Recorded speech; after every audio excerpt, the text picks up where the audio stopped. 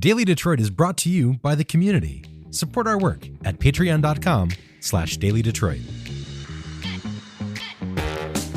Hello, everyone, and welcome to your Daily Detroit for Tuesday, August 12th, 2025. Coming to you from our studio at Techtown, I am Jer Stays, being joined by none other than the Prince of Brightmoor, Norris Howard. How are you? What's going on, man? We're just coming back from a pretty cool reveal of the newest stadium in the city of Detroit. We'll tell you the name in a second if you haven't seen it already, but very exciting stuff. Very exciting. There's also news about a pause in I-375 and that project, as well as a mammoth of a demolition. Yeah, that's a good play of words. You know, I am the pun king. You are, and it really depresses me. But we are here to share the news. Yeah, so here's the deal. There will be a 15,000-seat stadium built on the site of the former Southwest Hospital. We have mentioned that, but we've got a name and we've got renderings. It's going to be called AlumniFi Field. Yes, AlumniFi Field. It is going to be the home of Detroit City Football Club, and the renderings make it look pretty amazing. It is going to be a smaller footprint than your usual stadium, so this is not going to be on the same sort of scale as LCA or Ford Field or anything like that. It will be a little bit scaled down, but that doesn't mean that it's not going to be a pretty stadium. It looks really cool, man. I got to just say it. It looks cool. Very inspired by what I want to say, Arsenal? Yes. So on the eastern-facing side, they have sort of these Doric-looking pediments and columns for the architectural nerds out there. And it is very reminiscent of Highbury Stadium in London, which was the former home of Arsenal Football Club, which is my club. So I'm very proud that we are taking some nods to Arsenal. But there's going to be a lot of features here. There's going to be two sort of outdoor promenades that are going to be in between the parking structure and the stadium. There's going to be some terraces that give you more outdoor space to mingle and meet up with your friends. And there's just going to be the open southern end, which is reminiscent of the exact same southern end of Keyworth, which is right next to some train tracks. And this one is going to have an open southern end next to some train tracks. It's going to be great. I was looking up close at the renderings, and I know that producer Adam's going to have some stuff on the video for the live stream. And if you're listening on the podcast, go check it out on YouTube so you can see this stuff. But I liked the nods to Keyworth. I liked the blend of nods to the past, but also looking to the future a bit. I was worried that this thing was going to look staid or like frozen in time. Yeah, I mean, for me, I didn't think it would look frozen in time. I was worried that it would look too modern. But after we've had the conversation with Sean Mann, one of the co-owners of the club, and after seeing the renderings, I'm very pleased as a fan of soccer at the renderings. I'm very pleased at how the stadium looks. It's not too ambitious. It's not too crazy. It's not going to look out of place in the neighborhood where it sits in Southwest Detroit, sort of like that Corktown, Southwest Detroit border where the hospital is right off of 75. And just to give a visual to those who may still not know where that is exactly, like right where I-96 and I-75 meet, over there right before you start getting into the Mexican town, Southwest Detroit exits. I'm really excited because this is a thing that looks like it fits in the neighborhood. It looks like that it was planned to be there from the beginning of that neighborhood. And that's something that I think is missing. Corktown was a former home of Tiger Stadium. And since Tiger Stadium has left, I know the corner is there in the headquarters of PAL, and there's some new apartments over there. But it just feels like Corktown was made to have a big old stadium in it. Like, it just feels like without a big stadium in it, it ain't Corktown, really. And I know there's Southwest Detroit, whatever, but y'all get my point, is that area of town is supposed to have a big stadium in it. Yes, I agree completely. It kind of gives a little bit of that soul back, a little bit of that like energy.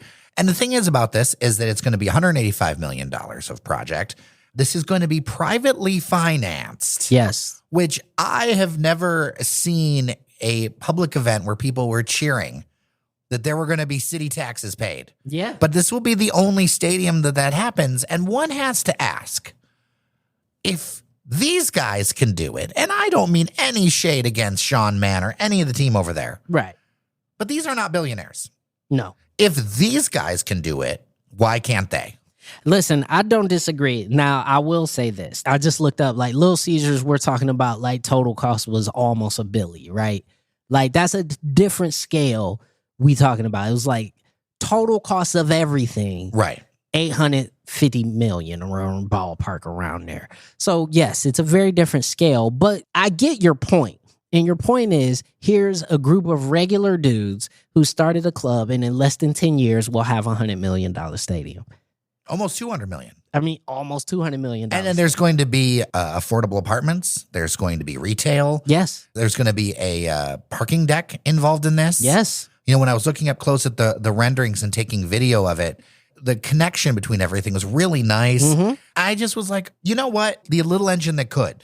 And I love it. I love the story, too, because now it creates even more vibrancy for that area, right? Because the thing about it is that they are now going to also be able to use this for multi-purpose. This will not just be where DCFC plays. Now there's the ability for them to host potentially U.S. soccer there as well. There's a potential to hold state championships for soccer or various sports, field hockey, whatever. There's going to be multi-purpose activation because, like I said, you're going to have those 2 promenades in addition to the street-level retail that's supposed to go in over there. It just creates almost a little pocket neighborhood. And that's kind of the stuff that we got to start thinking about when we're talking about next level development in the city of Detroit, is that thinking that we're about to build like 200,000 single family homes just smattered all across the city just doesn't suit us anymore. That is not how cities want to function anymore. What people want to do is they want to have the 5-minute neighborhood. They want to walk out of their apartment or they want to walk out of their house and they want to either be able to bike, walk, scooter, whatever, to the grocery store, to some entertainment, to some bars, to some restaurants, to whatever, and be able to do that. And I think this is just another thing that allows another part of the city to be able to be that. And I think it's fantastic, man. And then to know the taxpayers aren't coming out for any of this, which was the single biggest question with this stadium. Now, the second biggest question is the timeline. That's the second biggest question. Do you think they're going to hit it? I think it's very aggressive, but very aggressive. Considering you can only probably build 4 months out of the year. Like, you can build a little bit more than that. I mean, you could build, but like there has to be a demo, then there has to be a demo, then there has to be the water removal, then there has to be the removal of hazardous materials, all that stuff. I mean, that's going to take them to the end of the year by itself. You know what I mean? So having just a year to build a 15,000 seat stadium, is it impossible? No. Is it difficult? Yeah, it'll be difficult. I want to give credit where credit is due. It's HOK, the architect for this. Yes, HOK, who also did it, was St. Louis's stadium, which is another soccer team, MLS team. This is still exciting. I'm still lit. The city crest will be emblazoned on the largest edifice of the stadium. There's going to be all kinds of stuff going on. I'm very excited for it as a soccer fan, and I'm very excited for it as a Detroiter, point blank period. I'm excited for it. This is going to be huge for the club as a branding exercise because you go into those social media comments, and I tell you shouldn't go into social media comments. But when you do, there is this feeling of like, well, Detroit's not a soccer town. Nobody cares about soccer. Like, you'll hear these things that are just like dumb because the team exists. Not only does the team exist, it has notoriety globally. Like, it is a known global brand, and it's known specifically for its fan groups and for the atmosphere created by the club. Like, that's what it's known for. Now, we can talk about the quality on the field and this, that, and the third, but this will allow the quality of the field to improve.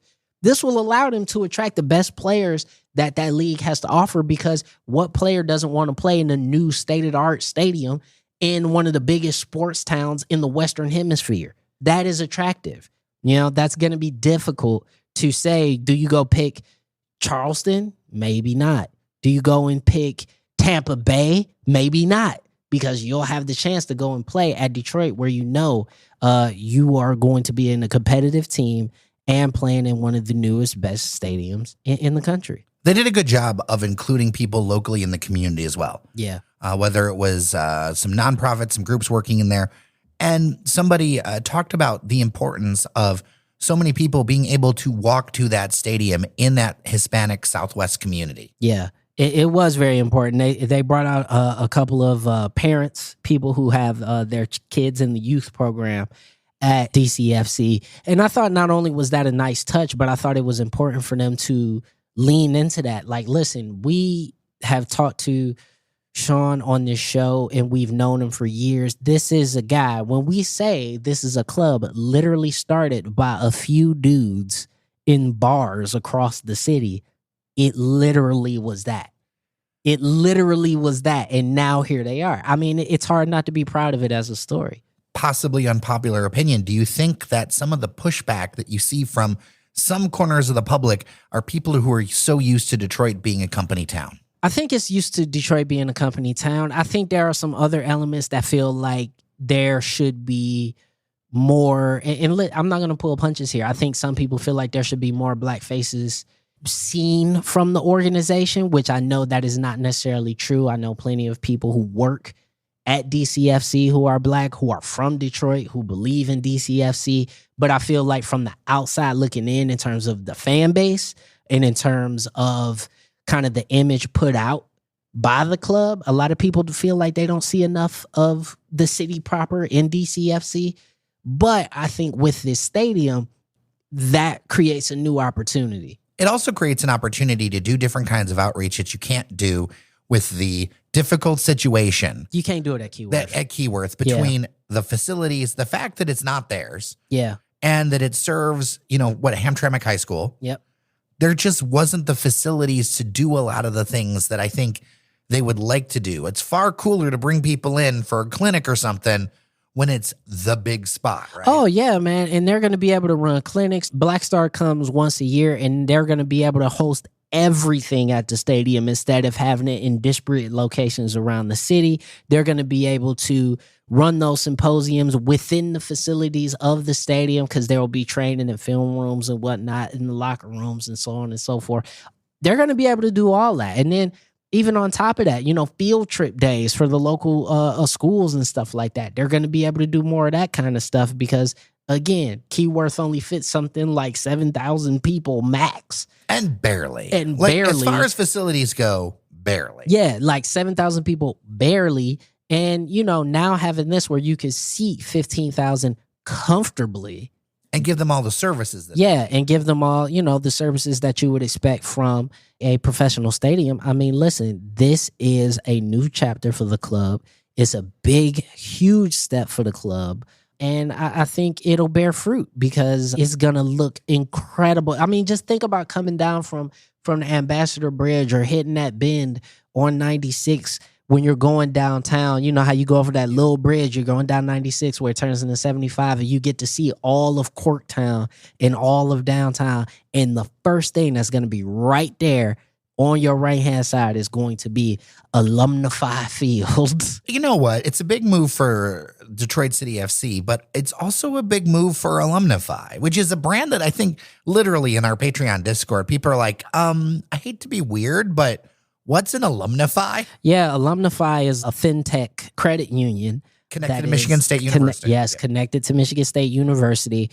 Online bank, which is all the rage nowadays. People are not going to branches. They're just doing everything online. So why do we need branches? But I think the thing for me was to see AlumniFi take this big of a step. I mean, we assumed internally that, maybe one of the big three will try to put their name on it, or maybe one of the legacy brands. As we said, it's a company town, so we thought maybe some of the legacy brands would try to put their name on it. Listen, man, I would have loved Fago Field. Like that would have been amazing. I would have loved Fago Field. But you know what that I like about this is it's new money coming in. It is new money. Michigan State is making huge moves, even up here by the studio. You just look down the street. You can see the multi-story research center going up. They bought into the Fisher building. It feels like Michigan State is starting to make a play to be a next level. I mean, listen, they see Michigan doing the same thing. Listen, the money that was pretty much relegated to Lansing, Ann Arbor, and a few other areas outside of the city is now finding itself funneling back in. And it's funneling itself back in through sports, entertainment, and activations. And we're starting to see that with AlumniFi and with this stadium. And it's a huge move. And I think, honestly, if I'm one of the old legacy brands, if I am Ford, if I am GM, if I am Fago, Betterment, whoever, any of these super old, super long-standing brands in the city of Detroit that missed this opportunity, I'm pissed off. I'm pissed because this would have been a great way to reintroduce your brand and endear yourself to a segment, I think, of the consumer that normally probably would not interface with you. I'm going to say this. Either they're pissed or they're stupid, because there's a lot of stuff happening in Detroit now that I can tell you these brands are not up on. No, and this is one of them. These local brands need to start spending. I am sick of seeing so many ads that are just like basically like weed shops and law firms. And because they know they don't have to. Like that's right. That's the thing is that but once choice gets introduced to this market, it's going to be real difficult for them. I got nothing against weed or law firms. No, and just like I have nothing against, the big three fundamentally, but I do understand that you have Ford Field for a reason. And so if I'm GM, how come I don't have a field? I want a field. I want Chevrolet Field, but you don't. Right. I mean, there's that corner in Comerica, but it's Comerica. But that's Comerica. Like, you know what I'm saying? Like, that's my point. You had an opportunity, and now that opportunity is gone. All right. Well, feedback as always, dailydetroit@gmail.com or 313-789-3211. Let's change gears as a major project has been paused. The big redevelopment of I-375 that we've been talking about for damn near a decade is paused, according to a news release from the Michigan Department of Transportation. This is due to rising costs, longevity of the final project and roadway, and public concern over design elements. This one's really frustrating to me. It's frustrating to a number of listeners. If people don't know, there has been a plan for a while to possibly convert I-375 into a boulevard, take the freeway out, raise it up. Ostensibly, this would be cheaper than replacing all the bridges and the roadways there. There's a financial aspect. There's a development aspect because it would open up a number of parcels of land because right now it's all freeway embankment. Mm-hmm. But there's a lot of strong feelings around this one. I have some of my own thoughts around the process and around things in general. But first, I'll throw it to you, Norris Howard. I feel crummy for people who attended these meetings, voiced their opinion, the community who spent many, many moons spending time out of their day to go and give what they thought was the best feedback that they could give because this was something that they believed in. They want more urbanization. They want more connection with the downtown and for the neighborhoods to be more connected to the downtown. And this is something we scream about on the show all the time. And MDOT dropped the ball. There's no other way to put it. There were too many cooks in the kitchen. MDOT took in too much feedback and ignored all of it, or they took in too much feedback and didn't like what they got, so they kept going. And either way, to me, it was a sign that they didn't even really want to do this project to begin with, man. Or they wanted to do it their way. Either way, that means they didn't want to do it, right? Because you don't open it up to community feedback if you're just going to ignore all the community feedback. That makes no sense. And since I first heard about this project earlier in the day, I've learned quite a few things. We've had a number of listeners reach out, very frustrated about putting so much time into this and not having something happen out of it. But also, this is an allegation. They would put things on the idea board and MDOT would just like take it off. People from MDOT would just ignore it. Yeah, and I'm not shocked. This is a state transportation organization that has shown no willingness to do anything significant, whether that be increased mass transit, whether that be to reconnect neighborhoods, whether that be anything outside of filling potholes and repaving freeways. And making more roadways. And also roundabouts that people hate. That's the only thing that they have given any sort of credence to. I've let the idea go that this was to rectify anything with a black bottom. Let's let that go, right? Because that wasn't coming back anyway. But you had an opportunity to connect your downtown core to a great neighborhood and you just decided, nah. And I sit that at the feet of MDOT. I sit it at the feet of the governor as well. Yeah. I mean, that's a truth, because I have my criticisms of the governor, to say the least. Yeah. So I look at it and I think a few different things. One, we need to show that we can build. Yep. This process took way too long and there weren't enough people listened to in the community, because at the end of the day, this should be for the community, right? We showed those videos on the screen, okay? Look at Gratiot. Look at those roads. Does that look like a freeway level amount of traffic to you? No. I mean, yes, there are special events at times, but it's ridiculous. It's not needed. And so it's overbuilt infrastructure, but I also understand people don't like change. So there's things that could have been done. This was a major missed opportunity on a lot of levels. And it makes me think back to even things like the Q line. Yeah. Remember when we covered the Q line years ago and first came in, there's going to be signal priority. There's going to be a way where the lights might change when the trains come by. Yeah, I mean, but that's Woodward is a state road. That's simple stuff that everybody else does, and yet we are 7 years in and we still haven't done it yet. Well, like, what is the issue here? Like, who are the incompetent people, or who are the people who are not being hired to do this? And I put this at the governor. Look, I understand we're in a difficult situation right now as far as the political parties and whatever, but that doesn't mean that we give the leadership a pass around taking care of stuff. No, because listen, people want to know why the Democratic brand is in the mud right now. It's stuff like this. It's not just about not fighting. It's not just about the rhetoric. It's not just about, trying to play nice when things are crazy. No, it's also about the fact that you're just not getting stuff done. People are looking at the other side and they're seeing a side that is wholly committed to getting their whole agenda done and completed. Whatever you think about it. No matter what you think about it, they getting it done. However crazy you think it is, it doesn't matter. They go and get it done. So when we're talking about infrastructure and we're talking about stuff that can happen, listen, they threw up Alligator Alcatraz in 2 weeks. Like, it wasn't very good. It wasn't good, but the point is that they cut a check and the government was making it happen. As much as I personally disagree with that.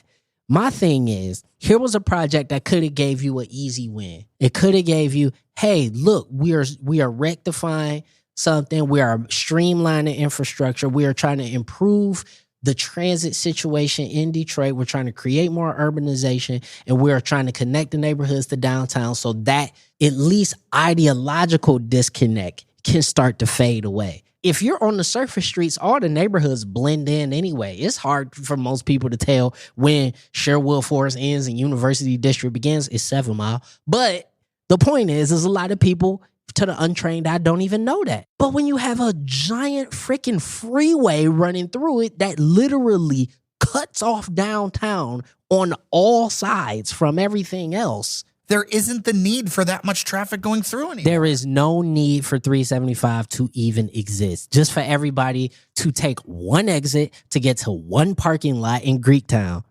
That's it. That's what it's used for. It could have been a boulevard. It could have been a lot of things, but we missed the opportunity on this, and that's really sad. We spent 10 years talking about it and doing meetings, and this is the definition of the Democratic ineptitude that people are mad about. It is. Right? Because there's the stuff in the press where it's like the rhetoric or whatever, and most people aren't paying attention to that. Yeah. Most people are paying attention to, are you changing things for the better? Yeah, and the one thing I will say, as the people that I do think we could get better at some point we got to go to the meetings and we got to say, all right, whatever, do it. Like, that should be the only message at certain points, right? So for us, it's a missed opportunity. I do lay it at the feet of MDOT and the governor, because ultimately they could have just hit the green button and started this thing years ago, but they chose not to. And they chose not to listen, it seems, from feedback from the community. And they chose not to listen to feedback from the community because, again, you even would have been able to get a pass if you would have just took one or two things, or even if you took nothing and just started the project and just showed people you were doing anything. Would have felt better than just throwing your hands up and saying, costs too much. Not going to do it. Well, to be clear, this is technically a pause and a reconsideration, but it ain't happening. The clock is out. The clock is almost out on the winner. Dude, it ain't happening. Let's just not even do that to our listeners. Let's, for all intents and purposes, the project is kaput. Says the opinion of Mr. Norris Says Howard. me. To make the the qualifiers that are required. All right, let's get to our last story. It's a West Side one. It's, as I teased at the top of the show, a mammoth of a demolition. Yeah, man. We are finally starting to see it. Mammoth on the corner of Grand River and Greenfield on the West Side, which I am hailing from, in a store that I actually spent time in as a young lad. Okay, what was it like in there? It was a big flea market. It was a giant 3-floor flea market. Listen, and Mammoth was dope because back in the day, you went there and that's where you used to get like airbrush t-shirts. This is where you would get your gold chains and your jewelry. They had an arcade in there, a couple little greasy spoon places to go get a bite to eat, so on and so forth. It had a little bit of everything, stalls of clothing and things like that. I mean, it was the closest thing to like a Gibraltar Trade Center we had like in the city. That's the best way I can explain it, right? Even though it wasn't a trade center, it was a flea market. There's a difference. That's what it was back in the day. Now it's being torn down because it sat there abandoned for years and years and years, almost like 20 years it was abandoned or something like that. And nobody really made a decision on what to do with it or if they were going to open it back up. There were some investors that didn't seem to have the money. Yeah, they didn't have the money. And so the city just said, all right, we're going to give you till X until we start tearing it down. And X has arrived. So it's being torn down. A lot of locals are upset about it because, again, I think it's the same thing with the rent sin, Jer. It's people's over attachment to things that don't work, right? Because, again, something big and tall just it's monolithic. It has a hold over us. There's a psychological aspect to it. There's reason to take pride in things because we built this with our hands and made it rise to the sky. We don't use it anymore, dog. The Rensen was a dead building walking for a while. Yeah, but at least Mammoth had energy and vibrancy during most of its life. That's true. But circumstances change, consumption rates change. I think there's an opportunity to put residential there. There's an opportunity to revive that commercial corridor along Grand River, which is already built for it. There's a way to bring people back to that area in a way that would not have existed should Mammoth had stayed there. The point is Grand River is one of our major thoroughfares in the city, and unfortunately, unlike its east side sister road, which is Gratiot, Grand River actually has held on to most of its... I live by Gratiot. I've seen the fade over the last 30 years. But Grand River has held on to most of its luster over the years, mostly through the efforts of community groups, Rosedale Park, Old Redford, areas like that. Especially up by where you were. There is a line of Grand River from downtown. I don't know exactly where it stops or where you call it stops. If we go from like Core City, Core City to Livernois, it's a little rough. Yeah, past Livernois is pretty good. Obviously, it's still Detroit, so there's still some areas and some pockets that aren't great. But you see the bones of what was, and some people are still there, and they're still keeping it hanging on. And then once you get past Greenfield, you definitely start seeing like more businesses and vibrancy the closer you get to Rosedale Park, Old Redford, so on and so forth. But Mammoth is a place that I have a lot of memories, and a lot of people on the West Side have memories towards. And you've heard me talk about it on the show before. But at the end of the day, I've also called for more development to be added right to that corner specifically. Let's put one of our favorites there. Let's put a good old 4/1 over there. Or a few, like Ducharme Place in Lafayette Park, right? There's enough land there to put like a 3-building complex over there and let some people live in some nice new apartments. And then maybe we can open up some new businesses right there. We can reopen the Foot Locker that was down the street. It would be great. And it would also bring more people to the area. That's what I care about. Not a giant, unused rat house of a flea market. No, I want people. So you bring people, then you bring all the other stuff. That's what I care about. Norris Howard, you are a visionary. I try my best. All right, well, that is it for today's episode of Your Daily Detroit. As always, we are powered by you on Patreon, patreon.com/dailydetroit. And we are powered by your comments, dailydetroit@gmail.com or 313-789-3211. All right, we're going to end it for today. Thank you so much for listening to Your Daily Detroit. I'm J.R. Stays. I'm Norris Howard. Remember that you are somebody, and we'll see you around Detroit.